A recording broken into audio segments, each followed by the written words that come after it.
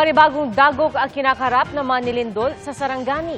Sinalanta po sila ng matinding ulan at rumaragas ang baha. Namerwisyo rin ang malakas na ulan sa Calabarzon at Metro Manila kagabi. Nakatutok si Argel Relator ng GMA Regional TV.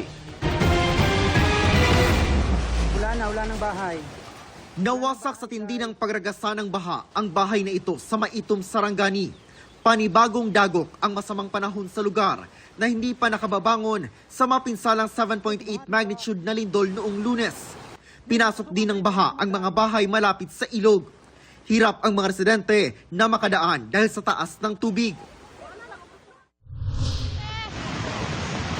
Malakas na ragasari ng baha ang pinangambahan ng mga residente matapos umapaw ang tubig sa ilog sa Maasim, Sarangani. Nag-backweight pa, plus in-ani, wala na jod.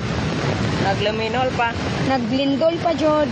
Wala na, lindol plus baha plus ulan. Ayon sa mga residente, kasama ring pinadapa ng baha ang kanilang mga taniman.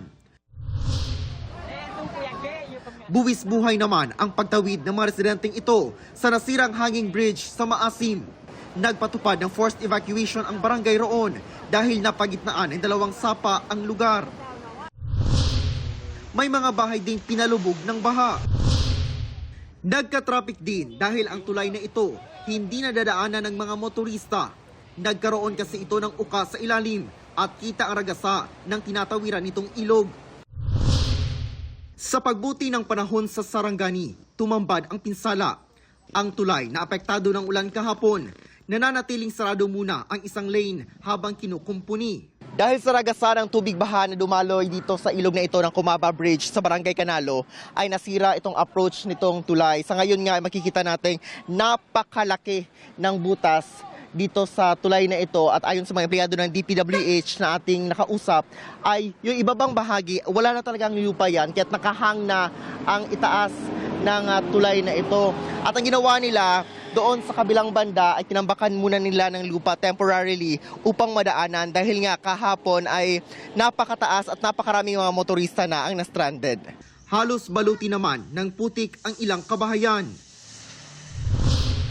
Ayon sa Pag-asa, easterlies ang nagpaulan sa bahagi ng Mindanao.